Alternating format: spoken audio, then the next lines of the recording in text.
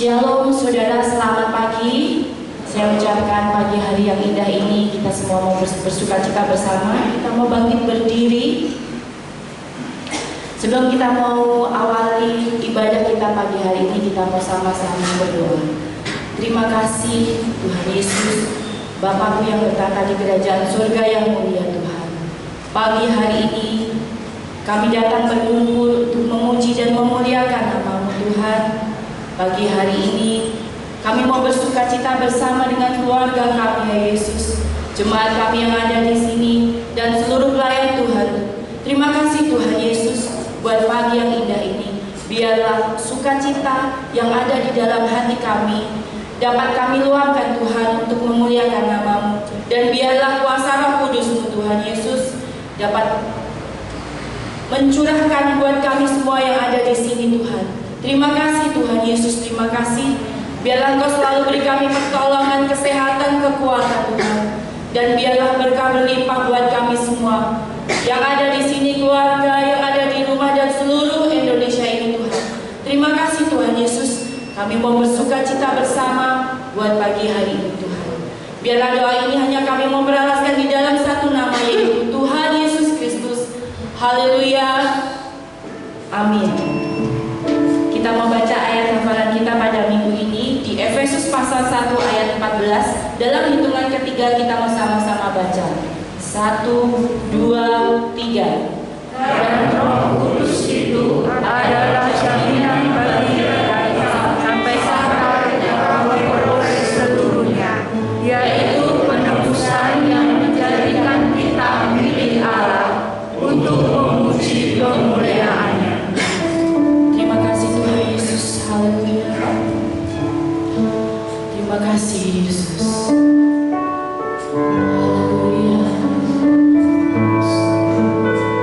Terima kasih Tuhan.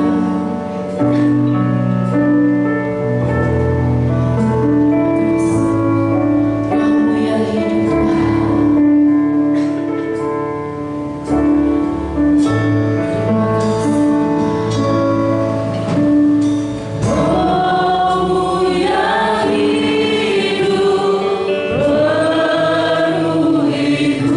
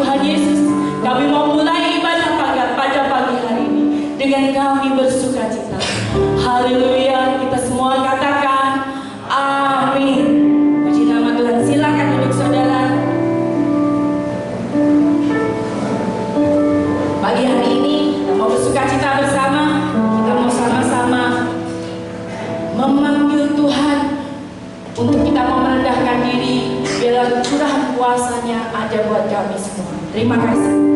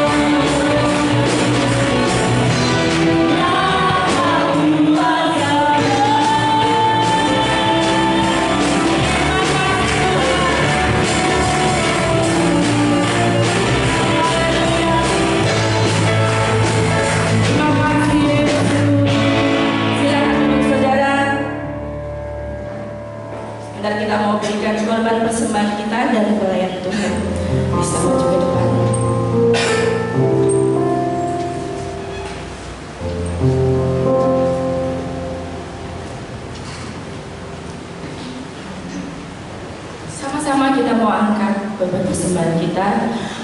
Buat persembahan kita mau berdoa. Terima kasih Tuhan Yesus, kami bersyukur pada Tuhan Kau sudah disertai kepada kami hari ini dari awal hingga pertemuan itu. Kami sudah memuji melakukan nama Tuhan dengan puji dan menyenangkan Tuhan, boleh menyenangkan hati Tuhan. Terima kasih Tuhan, terima kasih. Sebentar kami akan berikan persembahan kepada Tuhan. Mari Tuhan sebelumnya mau sucikan kuduskan hati kami kami Tuhan. Dengan persembahan kami Tuhan, boleh layak di hadapan Tuhan. Kami memberikan persembahan Tuhan dan sukacita dengan penuh ucapan syukur kepada Tuhan. Terima kasih dan terima kasih. Dalam nama Tuhan kami Yesus, kami sudah berdoa dan ucap syukur. Haleluya. Amin.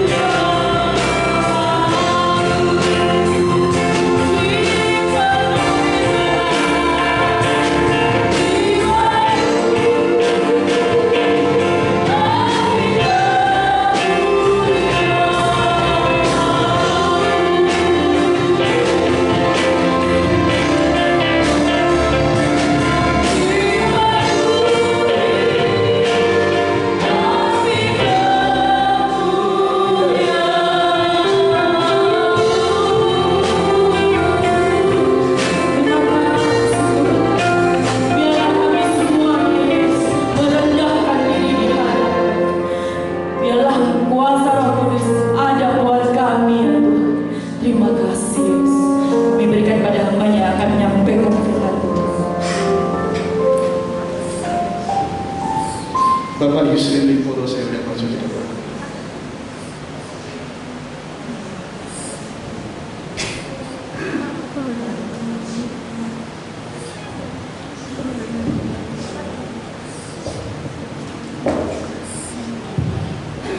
Haleluya, haleluya.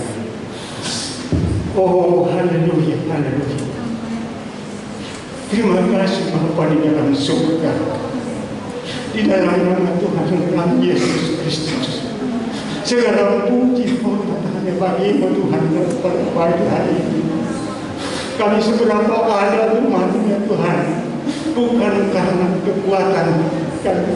Kami boleh hadir di tempat ini tetapi karena oh, haleluya, urapan Roh Kudus-Mu yang sudah menyatukan kami. Kami masuk dalam persekutuan Tuhan. Kami sudah memuji, mendengarkan firman Tuhan. Tiba saatnya kami akan mendengarkan Tuhan sebagian kebenaran firman. Tuhan, kami serahkan hamba-Mu. Engkau urapi Tuhan bermulut. Biarlah semua firman itu boleh tertanam.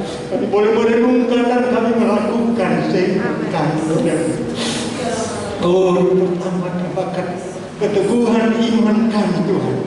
Kami mohon ampun Tuhan segala kelemahan dosa kami. Pulihkan kami Tuhan agar kami layak di hadapan-Mu, agar kami berkenan kepada Tuhan untuk menerima berkat. Terima kasih siapa kami ini Tuhan. Terkadang kami mengambil otoritas-Mu Tuhan. Kami mohon ampun Tuhan. Kami siap mendengarkan firman-Mu untuk kami dapat dipulihkan. Di dalam nama Tuhan kami Yesus Kristus, kami siap mendengarkan firman. Haleluya. Amin. Amin. Puji Tuhan. Silakan duduk. Haleluya. Selamat pagi Bapak Ibu saudara yang kasih Tuhan. Shalom. Ya, mari kita akan buka Alkitab kita. Kita akan belajar dengan satu tema, hidup dipimpin Roh Kudus. Dalam kitab 1 Petrus pasal yang ke-1 ayat 10 sampai ayat yang ke-12. Kalau semua sudah dapatkan, mari kita bangkit berdiri. Kita akan baca ayat ini. Saya ayat yang genap, saudara ayat yang ganjil. 1 Petrus pasal 1 ayat 10 sampai ayat yang ke-12. Firman Allah berkata demikian. Keselamatan itulah yang diselidiki dan diteliti oleh nabi-nabi yang telah bernubuat tentang kasih karunia yang diuntukkan bagimu. Dan mereka meneliti saat yang mana dan yang bagaimana yang dimaksudkan oleh Roh Kudus yang ada di dalam mereka, yaitu Roh yang sebelumnya memberi kesaksian tentang segala penderitaan yang akan menimpa Kristus dan tentang segala kemuliaan yang menyusul sesudah itu. Kepada mereka telah dinyatakan bahwa mereka bukan melayani diri mereka sendiri, tetapi melayani kamu dengan segala sesuatu yang telah diberitakan sekarang kepada kamu dengan perantaraan mereka yang oleh Roh Kudus yang diutus dari surga menyampaikan berita Injil kepada kamu, yaitu hal-hal yang ingin diketahui oleh malaikat-malaikat. Amin. Silakan duduk Bapak Ibu saudara kasih Tuhan.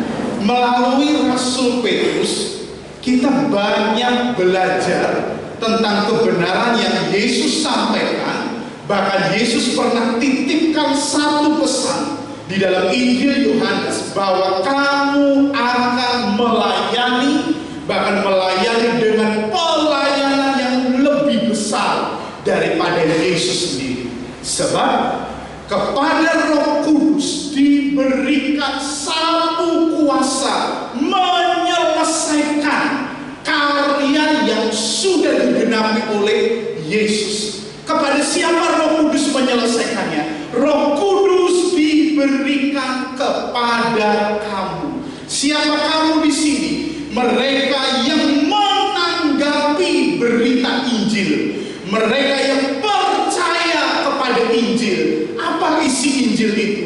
Yaitu Yesus Kristus yang datang, mati, bangkit, naik ke surga dan memberikan Roh Kudus. Itulah gereja. Itu sebab gereja bukan bicara tentang gedung yang ada 4 persegi. Sebab gereja kalau beda 4 persegi ini terlalu sempit. Lalu ada gereja begitu besar, bisa menampung ribuan bahkan belasan ribu. Itu pun Tuhan katakan terlalu sempit. Lalu gereja itu apa? Lalu gereja itu adalah pribadi orang yang percaya kepada Tuhan. Mereka ada di gereja. Kenapa? Mereka sedang bersekutu. Ada apa isi persekutuan itu? Isi persekutuan itu mereka saling membangun satu dengan yang lain. Kemudian apa? Kemudian mereka pergi, saudara, memberitakan kabar baik kepada dunia. Lewat apa? Lewat yang sekolah. Sekolahlah dengan baik, berprestasi dengan baik. Lewat ada yang bekerja, bekerjalah dengan jujur dan bekerjalah dengan sebaik-baiknya. Aku sedang bersaksi. Itu sebabnya, saudara, kesaksian bukan semata dari mulut mengeluarkan kata-kata Yesus, tetapi kesaksian yang begitu hidup adalah apa? Adalah pada waktu kita ada di luar gedung gereja. Dunia sedang membujuk kita dengan dosa, tetapi hidup kita mengeluarkan karakter Kristus yang pada waktu diajar berdosa, kita menolak dosa. Orang dunia melihat kesaksian yang begitu nyata. Mereka tawarkan, aku kasih jalan mudah, tapi kamu nggak mau. Kenapa? Karena di dalam orang yang sudah diselamatkan mengeluarkan sesuatu yang berharga. Petrus mencatat di dalam kitab 2 Petrus. Kalau saudara melihat, nanti Petrus itu secara runtut, saudara, dia membicarakan tentang pimpinan Roh Kudus. Dan di dalam kitab 2 Petrus pasal yang ke-1, di dalam ayat yang ke-4 dikatakan begini, dengan jalan itu ia telah menganugerahkan kepada kita janji-janji yang berharga dan yang sangat besar, supaya olehnya kamu boleh mengambil bagian dalam kodrat ilahi. Menjadi orang Kristen yang diselamatkan nggak dilihat dunia prosesnya, tetapi dirasakan oleh orang yang percaya prosesnya di dalam kita. Bagaimana proses menjadi diselamatkan? Bagaimana Kristus sungguh nyata hidup di dalam kita? Kenyataan Kristus itu terbukti ketika kita ada di dalam dunia ini. Dunia tetap dipakai oleh Tuhan, menyempurnakan anak-anak Tuhan. Itu sebabnya, saudara, ketika kita keluar dalam gereja ini, kita ada di dunia ini, Allah mau kita berfungsi. Orang yang diselamatkan bukan berfungsi di dalam gereja. Di dalam gereja semua manut. Saudara suruh menyanyi-nyanyi, angkat tangan. Tetapi ketika keluar dari gereja, saudara, disitulah benar-benar keselamatan Allah itu begitu nyata. Orang ditawari macam-macam. Itu sebabnya Petrus dikatakan apa? Keselamatan itu diselidiki, diteliti oleh nabi-nabi. Untuk siapa? Untuk kamu.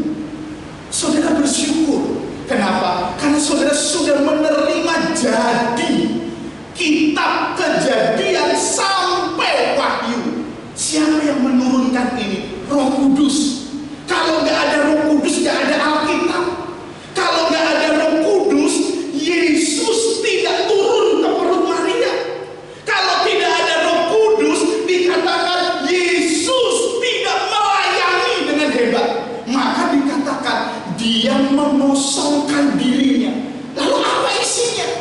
Isinya adalah Allah Roh Kudus yang pimpin di dalam dirinya. Maka saudara baca Yesaya pasal 60, dikatakan, Roh Tuhan Allah ada padaku, Ia mengurapi aku. Sehingga kenapa? Kristus datang, Dia mentaati Bapa, Dia kosongkan dirinya, Dia hebat, Dia luar biasa, tetapi Dia mengosongkan dirinya. Karena apa? Karena Yesus punya tujuan dari Bapa.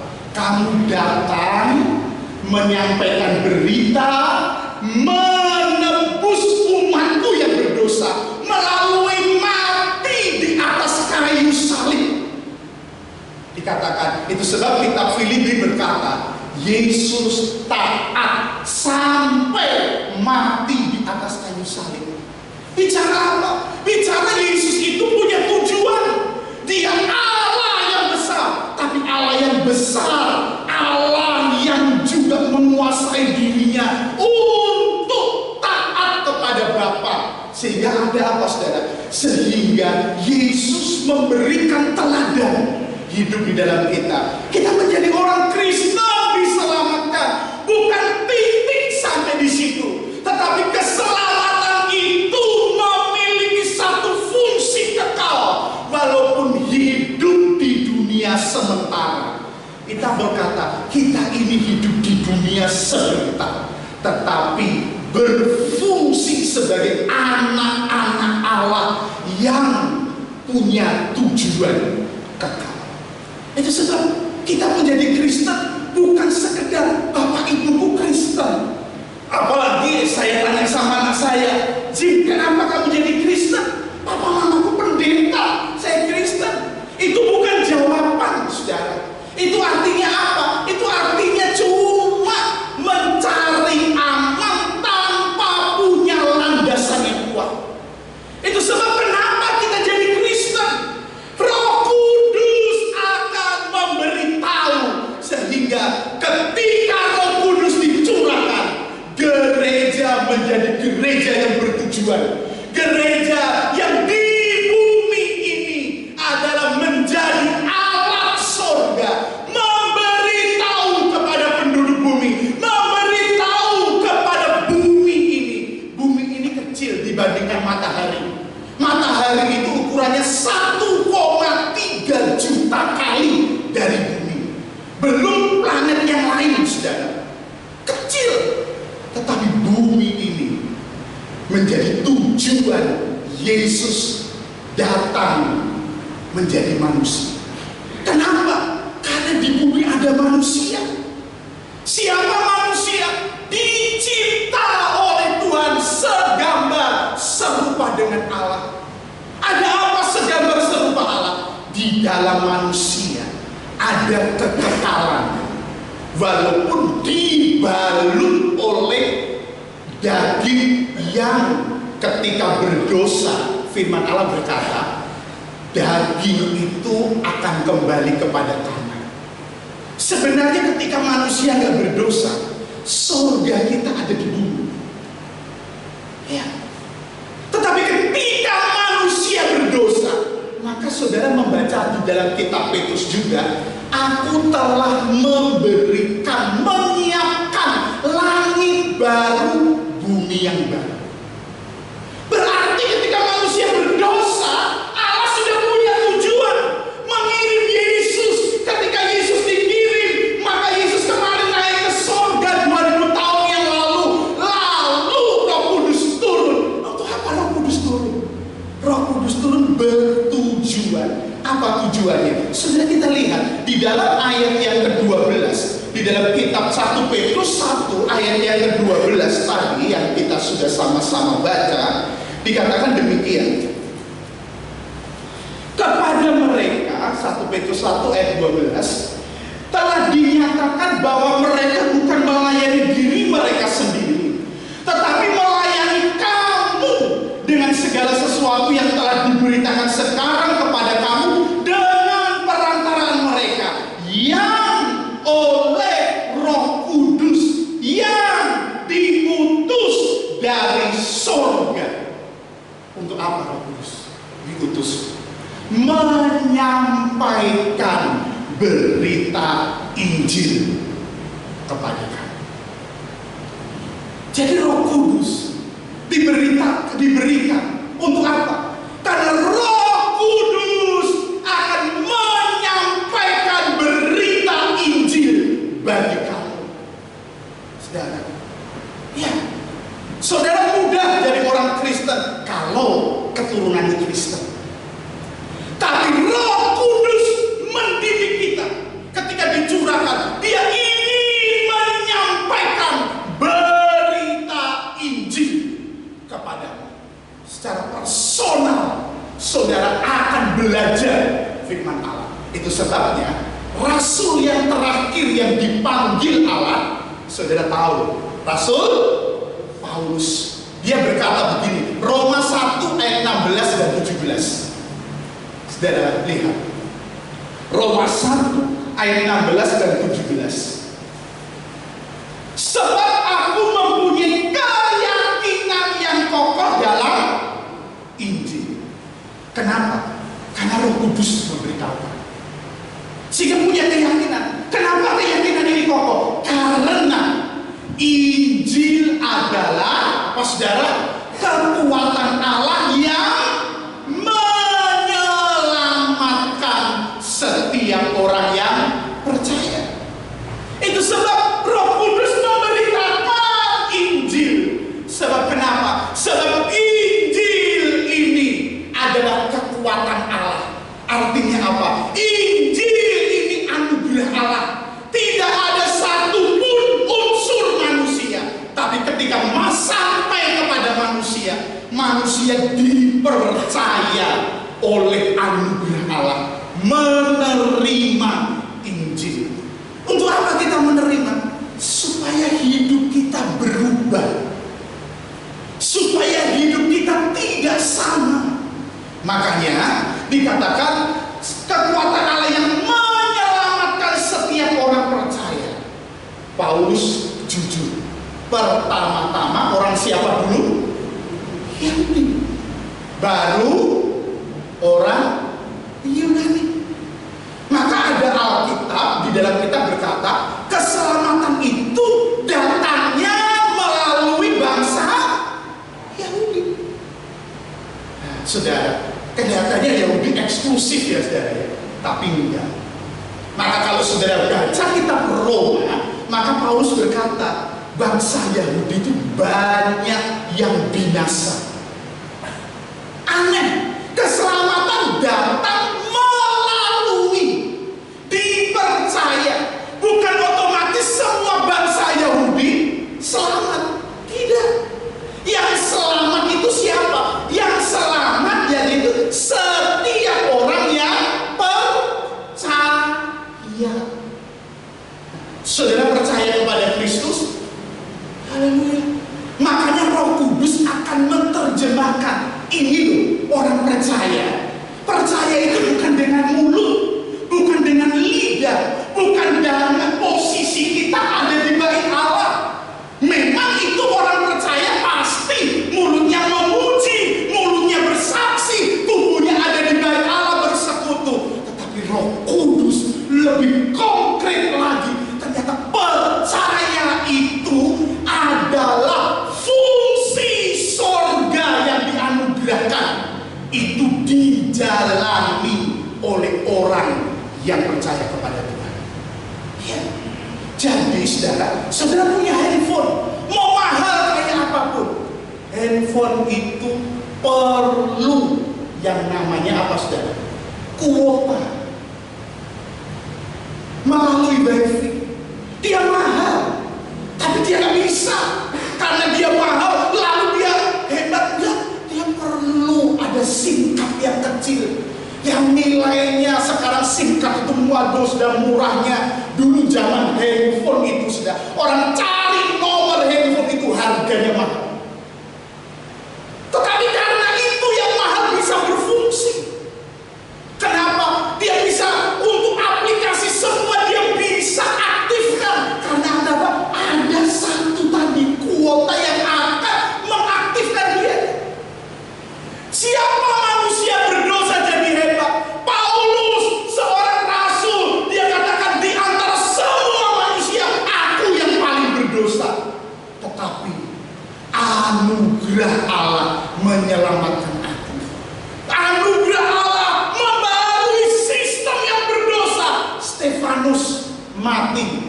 pertujuan siapa? Saulus.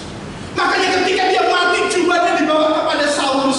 Setelah sampai Stefanus meninggal, beberapa hari dia perjalanan ke Damsyik, Allah datang kepada Saulus dalam nyala api yang dalam satu cahaya yang terang. Dikatakan dia langsung terjatuh.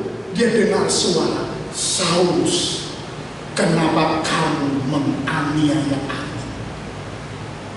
Dia jahat, tapi Allah Roh Kudus datang memberitakan Injil kepada dia, sehingga dia dituntun ke kota. Ananias, dia disuruh oleh Tuhan, Ananias, pergi sembuhkan butanya Saulus. Kaget dia, Tuhan, yang salah, dia orang penting yang menakutkan orang Kristen. Ternyata enggak, dia kupilih menjadi alatku. Dari sini sudah lihat, kedaulatan Allah itu hebat. Orang boleh jahat seperti itu pun, tetapi ada anugerah Allah yang sulit dimengerti. Allah pakai orang jahat ini untuk apa, saudara? Menjadi rasul yang dengan dia berani katakan, aku punya keyakinan yang kokoh di dalam Injil. Injil merubah dirinya yang jahat, yang begitu menyedihkan, begitu menakutkan, dirubah menjadi orang Kristen yang sekarang di dalamnya nyata kebenaran Allah. Isinya rusak semua. Pikirannya cuma ingin memenjarakan orang Kristen, menganiaya orang Kristen. Tapi sekarang ketika Injil ada masuk, tugas siapa itu? Roh Kudus. Roh Kudus memberitakan Injil kepada setiap orang. Itu sebabnya Petrus menulis kitab 1 Petrus 2 Petrus. Dia mau katakan, ini loh, pimpinan Roh Kudus yang begitu nyata. Maka orang Kristen, kita melihat ada tahapan. Menjadi orang percaya karena apa? Karena dibaptis oleh Roh Kudus. Tanpa dibaptis Roh Kudus sudah nggak bisa percaya. Kenapa orang menjadi percaya? Karena dibaptis Roh Kudus. Berapa kali orang dibaptis Roh Kudus? 1 kali. Setelah dibaptis, maka ada bukan sebutan, Alkitab berkata engkau dipenuhkan dengan Roh Kudus. Roh Kudus memenuhi apa? Memenuhi dengan Injil yang berkelimpahan. Maka Yesus dikatakan, aku datang membawa hidup yang penuh dengan kelimpahan. Maka orang yang percaya mau dilimpahi apa? Dilimpahi dengan Injil kerajaan Allah. Setelah dipenuhi itu berapa lama? Berapa banyak? Berapa lama? Selama-lamanya. Seharusnya menjadi orang yang selalu dipenuhi. Kenapa kalau kita dipenuhi? Karena hidup kita sejak percaya kepada Kristus, Roh Kudus membenahi semua seluruh hidup kita. Dosa-dosa dibereskan sama Roh Kudus semua. Makanya ada istilah Yohanes Pembaptis. Dia berkata demikian, aku harus semakin kecil, tapi dia semakin besar di dalamku. Arti itu bicara apa? Bicara bahwa pekerjaan Roh Kudus itu semakin besar. Besar kenapa? Karena ada area-area yang dia memenangkan terus. Kalau meminjam nubuat Nabi Yeskiel, maka Yeskiel mendapatkan penglihatan. Lihatlah, ada sungai yang keluar dari bawah pintu ambang bait suci. Sungai itu mengalir. Ukurlah 1000 hasta pertama. Itu sampai di mata kaki. Orang sampai di mata kaki adalah orang yang dikatakan menguasai air. Air itu bisa ditepang-tepang. Anda lebih berkuasa daripada air. Kenapa? Roh Kudus itu masuk dari tahap dia sedikit demi sedikit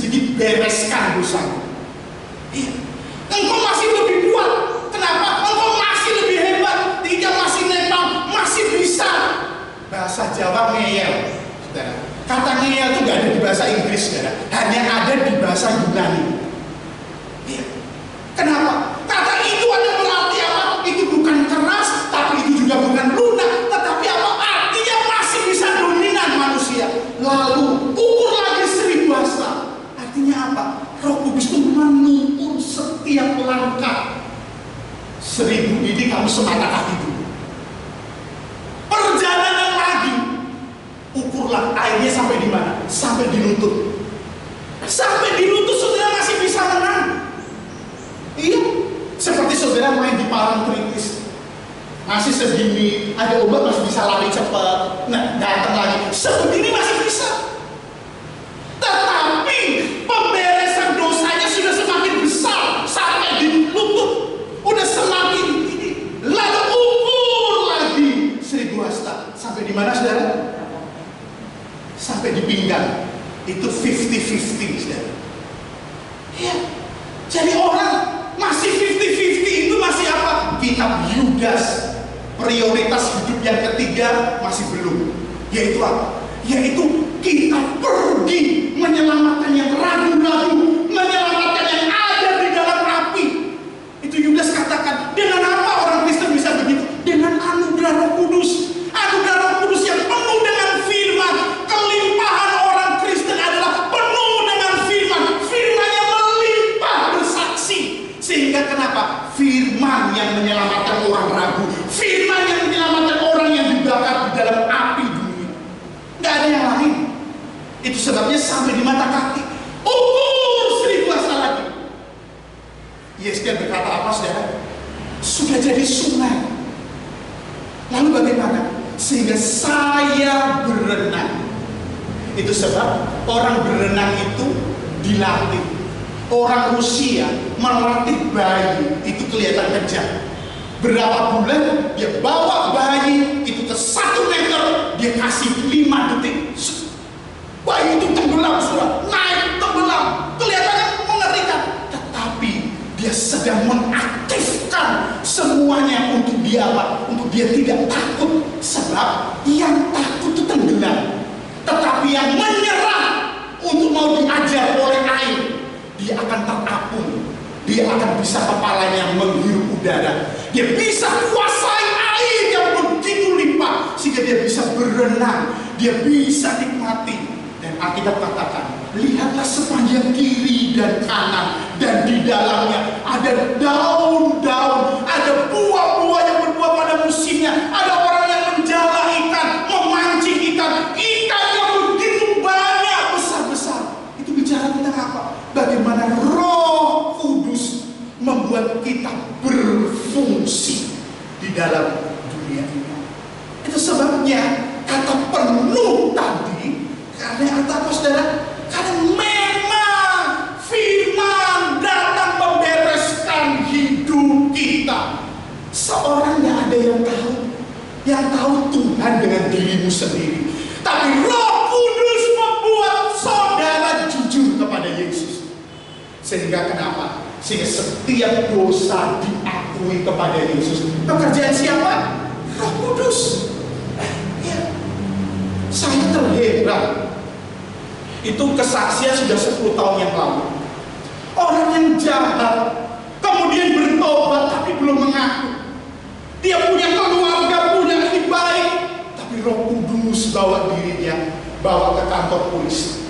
Pak, ada apa? 20 tahun yang lalu saya membunuh teman saya di sana. Saya kuburkan. Polisi ditanya, kenapa? Ditanya, kenapa kamu mengaku? Roh Kudus di dalam saya membereskan. Kamu sudah berubah dan jadi baik. Kamu diam saja, tidak masalah, tidak akan demikian. Tapi tidak. Sebab ada apa, saudara? Petrus nanti berkata begini. Coba saya kasih dulu lebih awal ya, saudara. Lebih di awal. Mari kita lihat, saudara. Di kitab 1 Petrus pasal 1.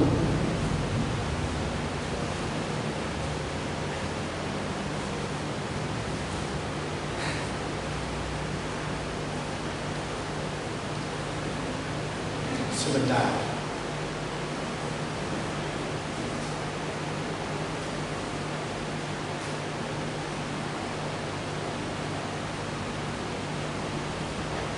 Ayat yang ke-22.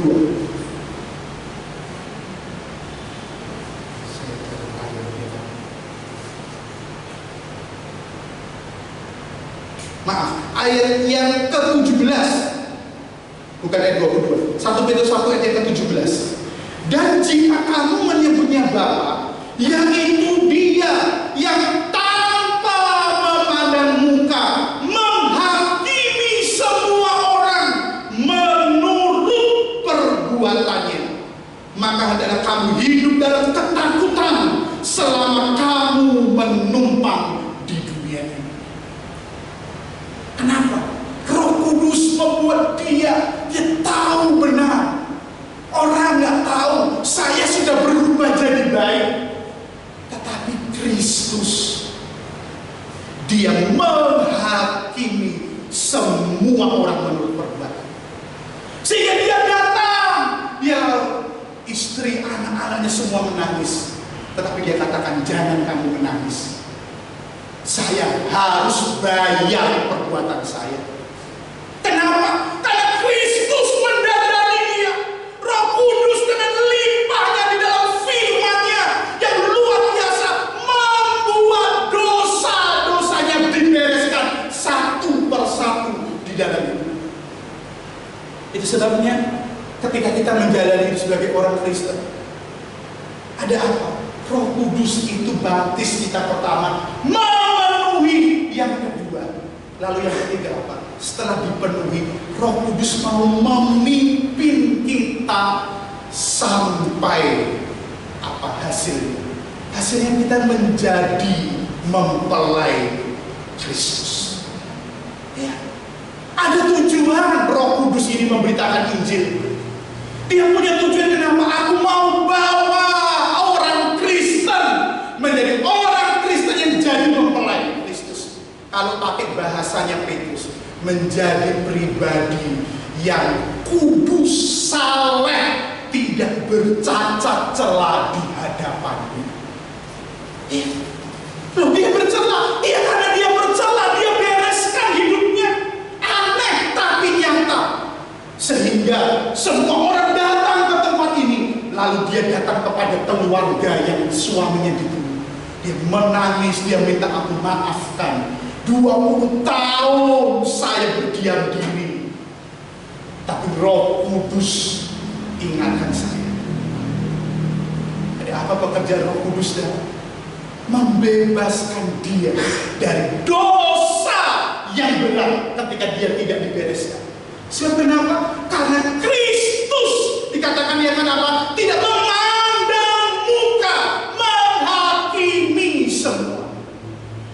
Itu sebab yang ada di dalam Kristus Yesus, sejak hidup ini kita hidup membereskan terus, menjadi hidup berkenan. Sehingga ada apa? Pada waktu kita dihakimi, kita bukan dihakimi, kita mendapat anugerah yang daripada Kristus Yesus. Ya, disitulah itu sebabnya Roh Kudus dicurahkan 2000 tahun yang lalu. Luar biasa cara kerja Roh Kudus. Kenapa? Dia memberitakan Injil kepada kamu yang mampu menyelamatkan. Ketika kamu selamat, kamu akan ada di dalam kebenaran Allah. Sehingga kamu dikatakan apa? Dari iman kepada iman, orang benar akan hidup oleh imannya. Makanya orang Kristen hidup bertujuan. Dan apa? Iman kepada Yesus Kristus. Bagaimana iman kepada Yesus Kristus? Di dalamnya Roh Kudus melimpahi Injil kebenaran yang luar biasa. Itu sebab dunia dipakai Tuhan dengan segala kesusahan, kesukarannya untuk melihat bagaimana anak-anak Tuhan. Saudara yang di bumi ditawari, ya kan? Saudara diajak berdosa. Kalau nggak begini, saudara nggak nyata bagaimana posisi kita. Iya. Papa saya sering ngomong, kamu sama sumber kencoro saja sudah marah. Detil, lihat almarhum Bapak FZ Asa itu kalau memilih asisten yang menjadi kepercayaan dia kemana dia pergi, dia selalu uji coba dengan naik mobil. Dia kasih katakan di lewat jalan itu dia lihat tiba-tiba, saya kan lihat bagus tidak dipilih, enggak. Kenapa? Dia melihat bagaimana melihat situasi di luar, bagaimana orang sembarangan, orang demikian, tapi dirinya demikian, menguasai diri yang begitu luar biasa. Kenapa? Karena penguasaan diri itu ada di dalam dua Roh Kudus. Bagaimana Roh Kudus membuat dia di dalam dunia ini begitu luar biasa. Jangan heran dunia ini demikian, tetapi heranlah kalau kita anak-anak Allah tapi tidak bisa mengalahkan dunia ini. Maka Roma 12 ayat yang kedua dikatakan apa saudara? Berubahlah oleh pembaruan budimu sehingga kamu tidak serupa dengan dunia ini. Maka dunia ini penting. Orang-orang di dunia ada jahat, ada orang katakan, ada orang kok ya kayak begitu ya, ada orang kok jahatnya kok kayak begitu ya. Penting. Dia ada tujuan hidup di bumi. Kenapa? Karena orang-orang Kristen harus menghadapi itu semua. Dalam arti apa? Dalam arti Roh Kudus memenuhi limpah dengan Injil Allah. Tidak dihadapkan dengan orang-orang yang demikian luar biasa, saudara. Ya, saudara heran dengan dunia ini. Saudara nggak salah dijadikan salah, tapi karena punya tujuan mulia. Kalau Petrus berkata, karena itu anak membuktikan kemurnian imanmu. Iman yang murni maksudnya apa? Yang benar-benar Injil sampaikan, itu yang terjadi. Kemurnian iman membuktikan yang nilainya jauh lebih mulia dari apapun di dalam dunia ini. Itu sebabnya virus epidemi ini bahaya. Tapi di tengah bahaya itu, kalau Tuhan izinkan supaya ada apa? Supaya ada dalam diri orang percaya ini. Satu, saudara juga tunduk sama pemerintah. Kitab Roma mencatat kepada pemimpinmu kamu harus memberi dirimu. Kenapa? Karena pemimpin itu asalnya dari Tuhan. Saudara, tanpa ada pimpinan jahat dunia. Kalau ada pimpinan jahat itu lebih baik daripada tidak ada pimpinan. Kenapa? Karena pimpinan jahat pun dipakai Tuhan untuk apa? Untuk membawa umat Tuhan pada waktu di Babel memurnikan orang-orang percaya. Saudara punya pimpinan killer, otoriter demikian, Alkitab katakan itu baik bagimu. Memang gak enak, tapi baik. Kenapa? Karena Injil di dalammu memurnikan engkau. Ya. Engkau jadi lebih bagus, jadi lebih baik. Memang dia tidak baik, tetapi Allah memakai segala sesuatu yang kita ngomong gak enak, waduh keras, waduh menakutkan. Maka ada ayat berkata Allah turut bekerja sama mendatangkan kebaikan bagi mereka yang mengasihi Tuhan. Itu sebabnya saudara punya pimpinan demikian baik. Kenapa? Karena saudara menjadi pimpinan Allah, saudara tidak seperti dia, lebih baik lagi ketika menjadi pimpinan. Karena saudara sudah dipimpin dengan cara yang tidak baik, tapi saudara lulus. Saudara ikut dimurnikan dengan pimpinan yang tidak baik, keras demikian, tapi lulus. Ya kan? Maka firman Allah pun mengatakan, gak enak itu firman Allah.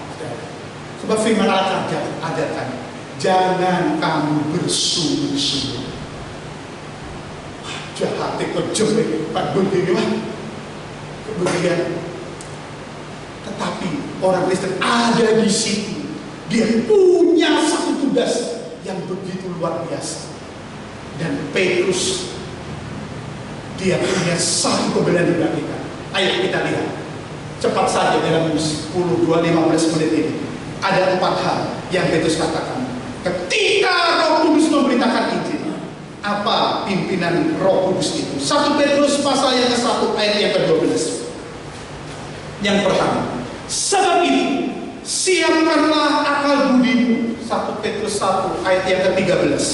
Sebab itu siapkanlah akal budimu, waspadalah dan letakkanlah pengharapanmu seluruhnya atas kasih karunia yang dianugerahkan kepadamu pada waktu penyataan Yesus Kristus. Roh Kudus mempersiapkan dasar hidup yang benar. Waktu dia memberitakan Injil, untuk apa Roh Kudus memberitakan Injil? Mempersiapkan dasar hidup yang benar.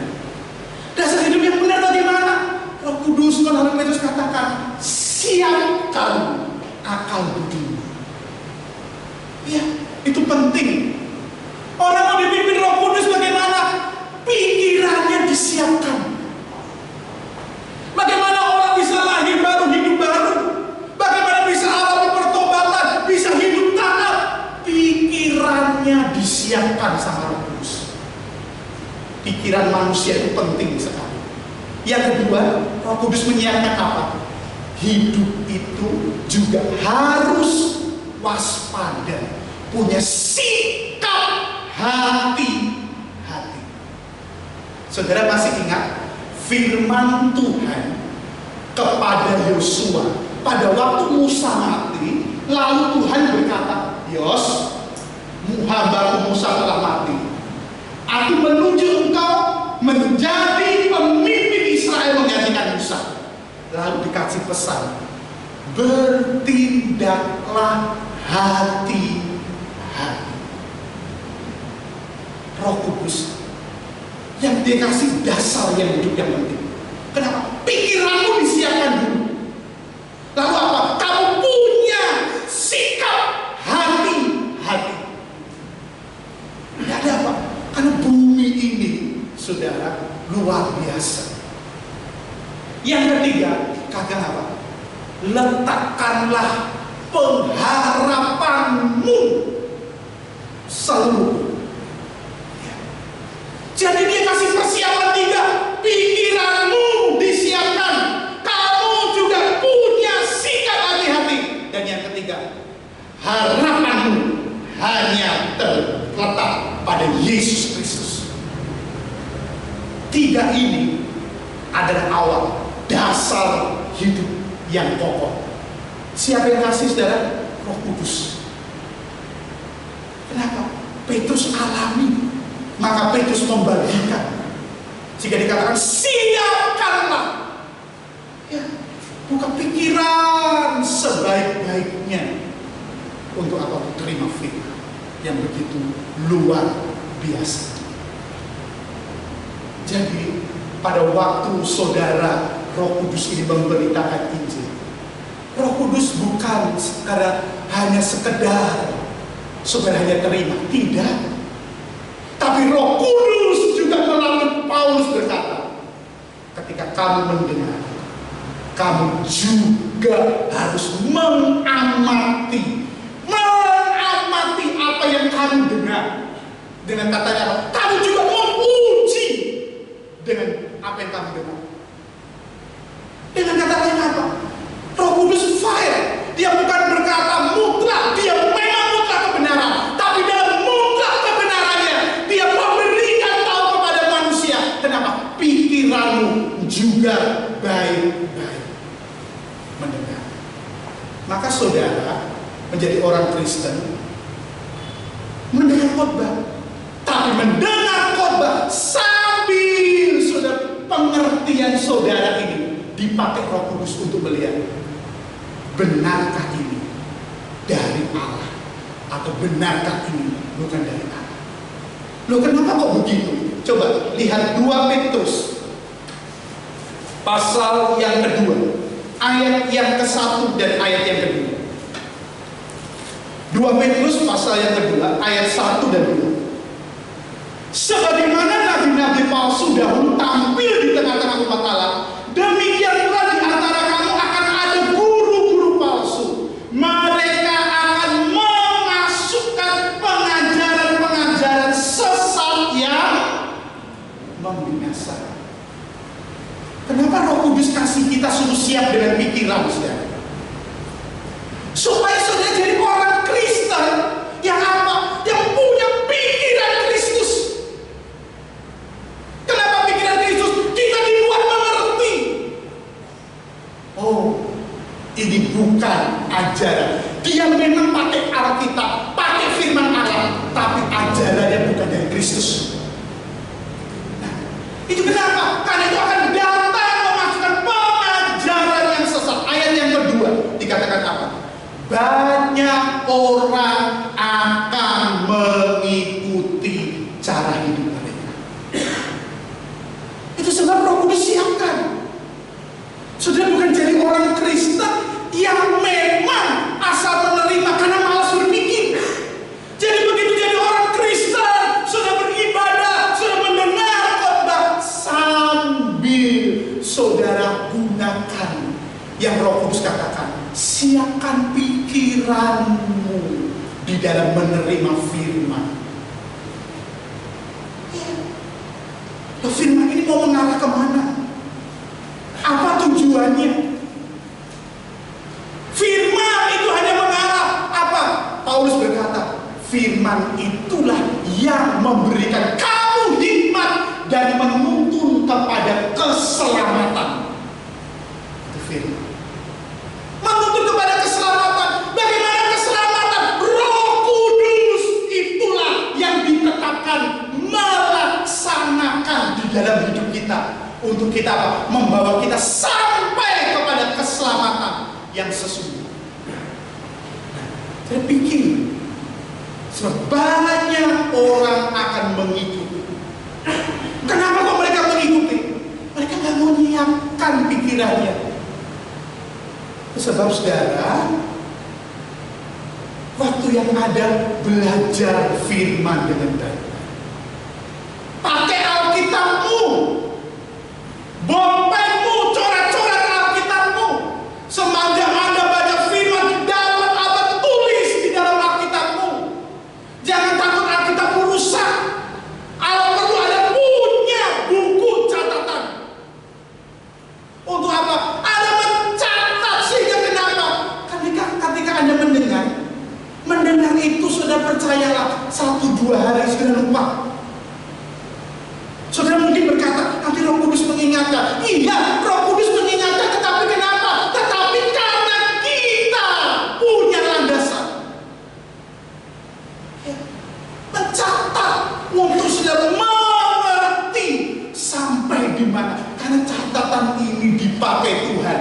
Setiap orang mencatat ayat yang sama, khotbah yang sama. Tetapi Roh Kudus bisa mencatat saudara untuk jadi dapat rema yang berbeda-beda satu dengan yang lain. Saudara punya berkat sendiri. Lewat pimpinan Roh Kudus sudah mencatat, sudah mendapatkan jiwa saudara menyanyi sukacita. Kenapa? Tiba-tiba sudah catat yang berbeda karena pimpinan. Karena apa? Sudah dapatkan rema. Saudara dapatkan sesuatu yang luar biasa. Memiliki satu ukuran yang untuk kita bisa ukur. Yang kedua, ayat yang ke-14. Pimpinan Roh Kudus menyiapkan kita. Setelah disiapkan, Petrus berkata begini, hiduplah sebagai anak-anak yang taat. Roh Kudus pimpin kita. Ketika disiapkan, lalu katakan apa? Hiduplah sebagai anak-anak yang taat. Ada apa dengan ketaatan ini, saudara? Yuk kita lihat 1 Petrus pasal 2 ayat yang ke-8.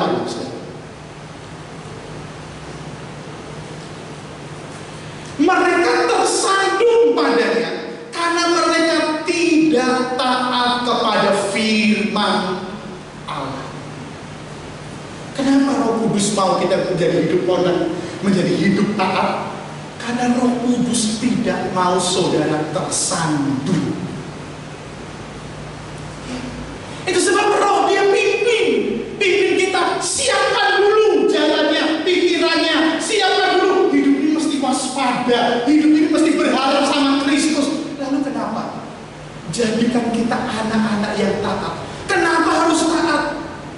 Sebab yang taat, Tuhan katakan, mereka tahu akan ada yang membuat mereka itu tersandung. Ya.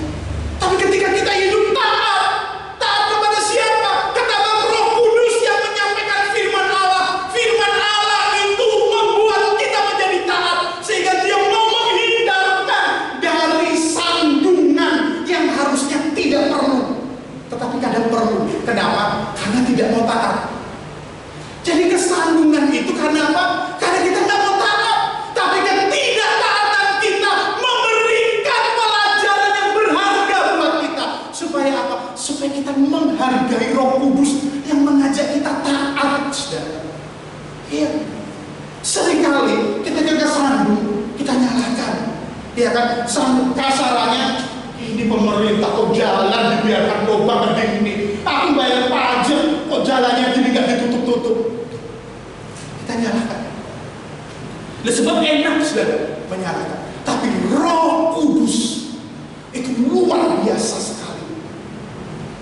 Dia bikin kita jadi taat. Ya, untuk kita membereskan. Teman saya yang praktek di antara daerah Batu sama Jombang, ada satu daerah Pujon, saudara, yang demikian. Pada waktu banjir itu jembatannya roboh.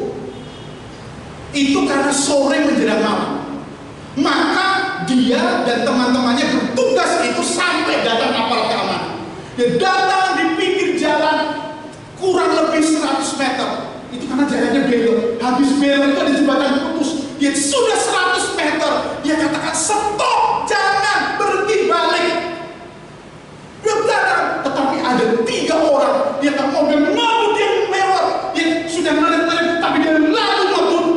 Pas belok itu, dia nggak bisa rem, masuk ke dalam itu sehingga tidak ditemukan.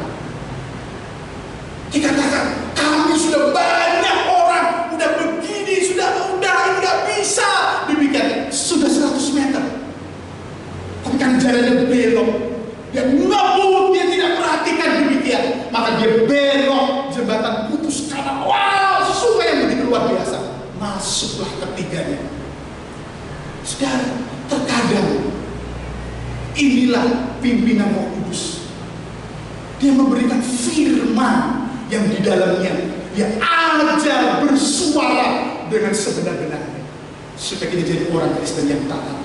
Kita baca kemudian, saudara, dalam kitab Ibrani pasal yang ketiga ayat yang ke-18. Ibrani pasal 3 ayat yang ke-18. Ibrani pasal yang ketiga.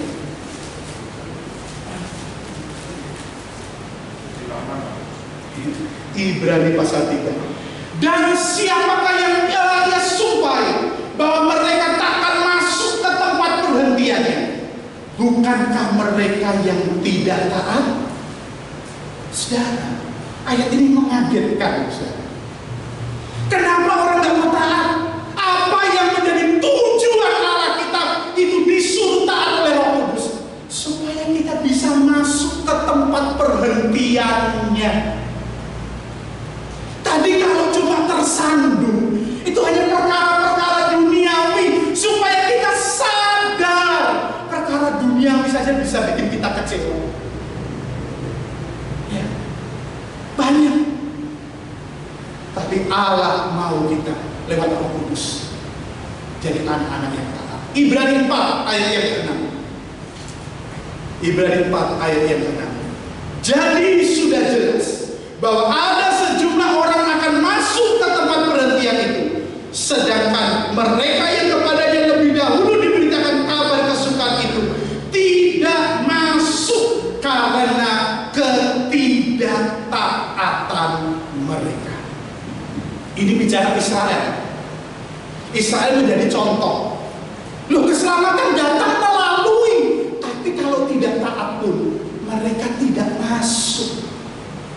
Mari saudara, bukan saya, tapi Roh Kudus, firman Allah itu dari Roh Kudus sendiri.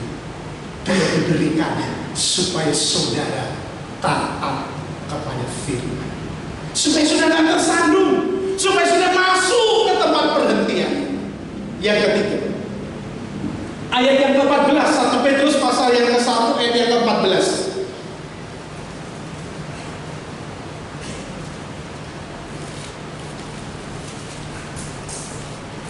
Hiduplah sebagai anak yang taat. Yang ketiga, dan jangan turuti hawa nafsu yang menguasai kamu pada waktu kebodohanmu.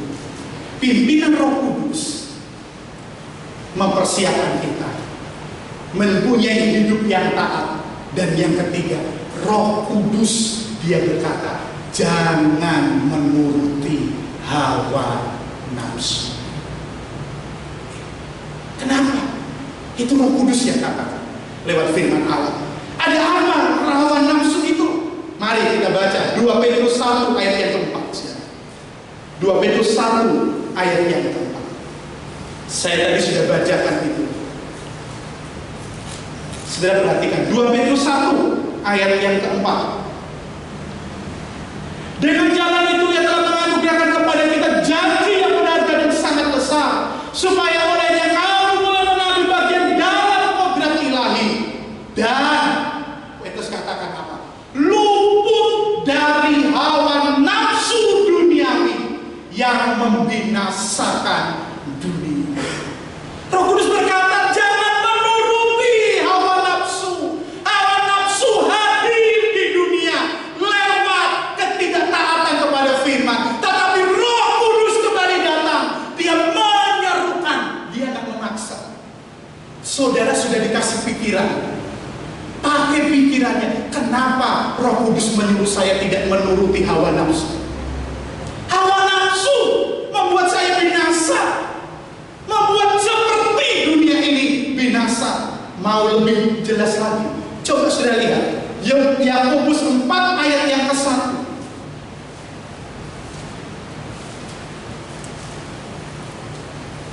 Hawa nafsu, dari manakah datangnya sengketa dan pertengkaran di antara kamu? Hawa nafsu itu menimbulkan sengketa dan pertengkaran. Kenapa saudara? Karena bukankah datangnya dari hawa nafsumu yang saling berjuang di dalam tubuh. Maka Roh Kudus berkata, jangan turuti hawa nafsu. Di dalam kita hidup ada saja, saudara, hidup berkeluarga, ada saja nafsu ini ingin kita bertengkar, ingin kita marah. Tetapi kadang hidup ini mengizinkan kita langsung lakukan itu. Sebagai tanda apa? Sebagai tanda kita mengaminkan, oh iya ya, saya sudah dikasih tahu firman Allah, jangan aku menuruti hawa nafsu. Tapi ada saja hidup, maka di dalam kebodohanmu. Kenapa? Aku ini suami kok, aku kepala keluarga, gak bisa demikian. Maka dia nuruti nafsunya, dia demikian. Maka terjadi sesuatu yang berbahaya. Tapi Alkitab sudah kasih kita pelajaran. Itu sebab kita bersyukur. Kenapa? Kita nekat, tapi kita mengaminkan firman. Lalu kita kembali cepat-cepat ke firman. Ternyata firman-Mu benar, Tuhan. Aku tidak boleh menuruti, padahal aku pengen, karena aku benar. Sebenar-benarnya pun firman Allah mau kita taat sama firman. Ya. Karena firman Allah katakan, nanti kita berkata aku benar. Tapi kalau aku nekat, nanti ujungnya begini. Itu tanda kita berpikir, aku nggak mau. Memang aku benar, tapi kalau aku begini, jadinya begini. Lalu bagaimana? Lalu dia ikuti firman Allah.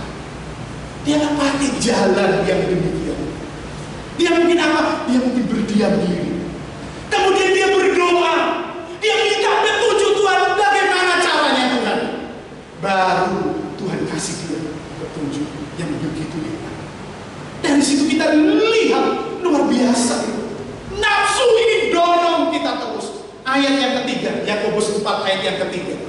Maka dikatakan, Yakobus berkata, kita bisa salah berdoa sebab yang kamu minta hendak kamu habiskan untuk memuaskan hawa nafsumu.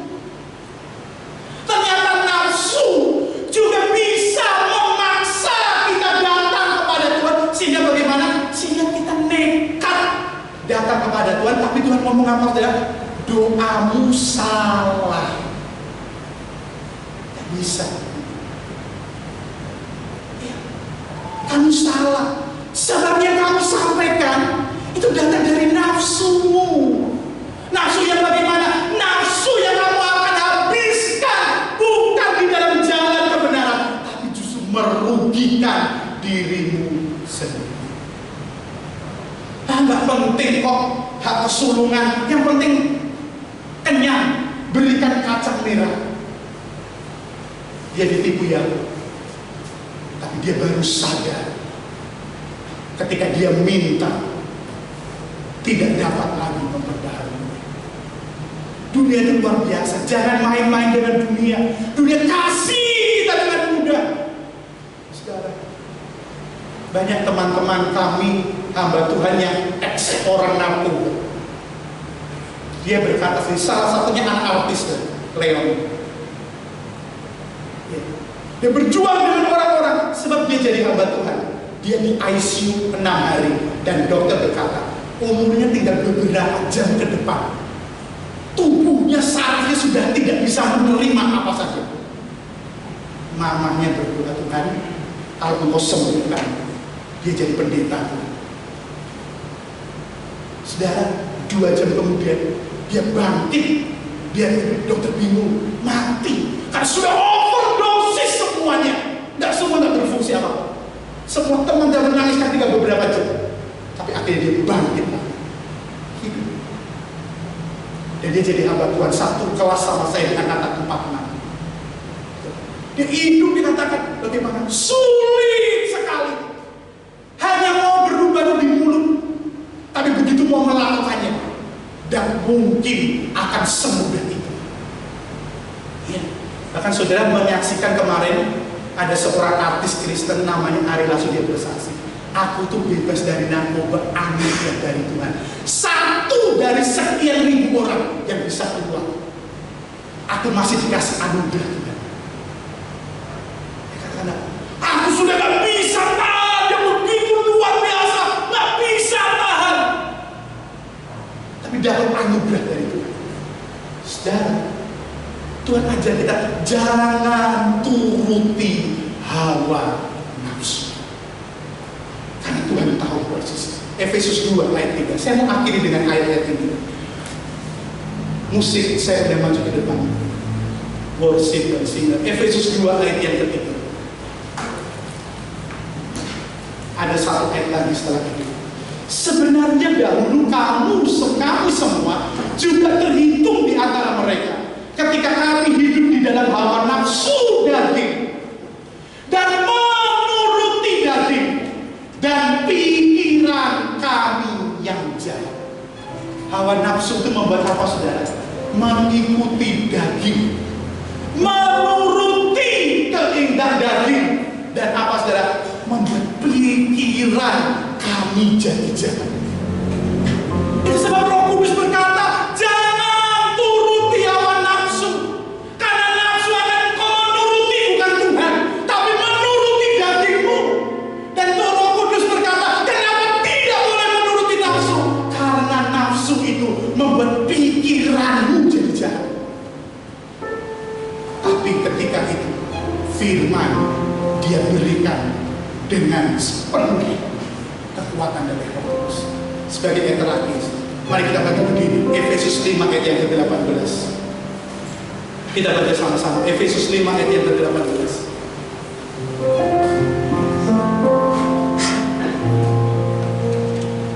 Paulus menasihati, 2 mulai.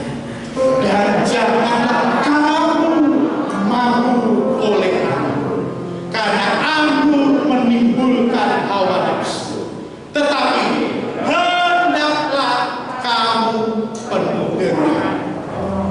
Jangan turuti hawa nafsu. Kenapa?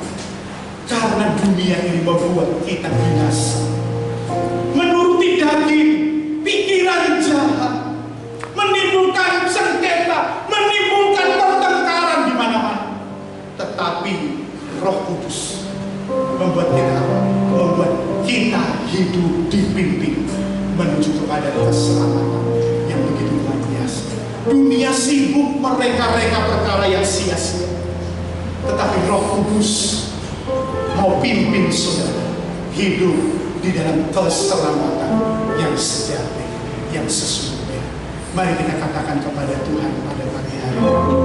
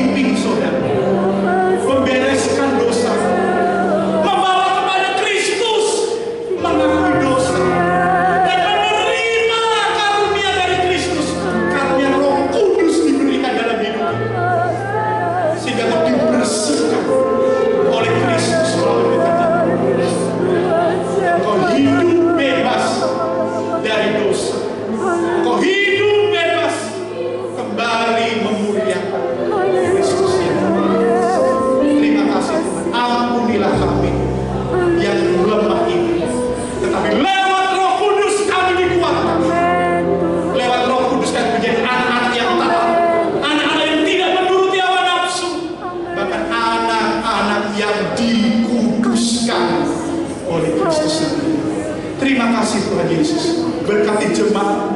Kami semua masih berjuang di dalam dunia ini. Tapi perjuangan kami tidak sia-sia ketika kami sudah dipimpin Roh Kudus. Karena Roh Kudus mempersiapkan kami berpengharapan penuh kepada Kristus Yesus. Sebab kami tidak lagi takut, tapi kami percaya. Kami tidak lagi bimbang, melainkan kami hidup penuh dengan pengharapan. Terima kasih Tuhan. Yang sakit pun Tuhan, Engkau akan alami kuasa Roh Kudus yang sesungguhnya. Yang takut pun akan alami pimpinan Roh Kudus. Yang hari-hari ini dunia mungkin sedang goncangkan kita, tapi Roh Kudus mau kokohkan hidup kita lewat iman dan percaya kita kepada Kristus Yesus. Terima kasih Tuhan. Kita semua yang diberkati oleh Roh Kudus di dalam nama Tuhan Yesus Kristus. Haleluya. Bersama-sama kita berkata, amin. Puji Tuhan, kita mau memberikan korban persembahan kita yang kedua. Saya undang layar untuk maju ke depan.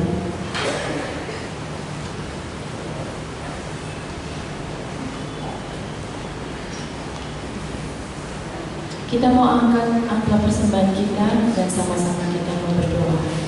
Kembali kami datang kepada Tuhan dengan tangan-tangan kami yang terangkat. Sebentar Tuhan, kami akan memberikan korban persembahan. Kami Tuhan, Kau sucikan dan kuduskan tangan-tangan kami Tuhan. Biarlah kami memberikan dengan sukacita dan persembahan ini Tuhan dapat berguna bagi kerajaan-Mu di tempat ini. Kami siap melakukan persembahan Tuhan hanya di dalam nama Tuhan Yesus Kristus. Haleluya. Amin. Ampunkan.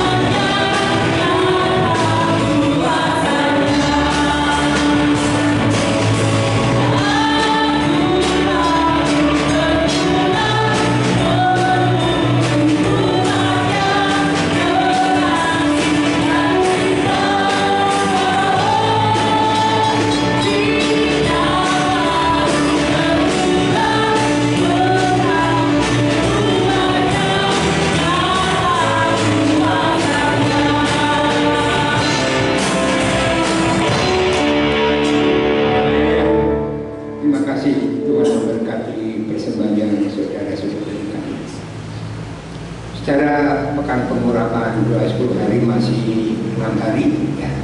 Jadi Senin sampai Sabtu diadakan setiap pagi ya, setengah 5 sampai setengah 6. Dan hari terakhir kita merayakan hari Pantekosta ya. Ibadah tetap berjalan seperti biasa. Tuhan memberkati. Mari kita mengakhiri ibadah kita. Bapa di sorga, dalam nama Tuhan Yesus, di akhir ibadah kami datang kepadamu. Terima kasih karena Tuhan sudah pimpin dan berkati ibadah kami Tuhan, dari awal sampai selesainya. Yang datang dengan kelemahan Engkau sudah kuatkan, yang lemah Engkau kuatkan, yang sudah dihiburkan, yang sakit oleh biru Yesus, dalam nama Yesus sudah Engkau sembuhkan Tuhan. Yang dalam peperangan di dalam Kristus kami adalah lebih daripada orang-orang yang menang. Sehingga setiap kehidupan kami sebagai umat-Mu, nama-Mu dipermuliakan dan dibesarkan.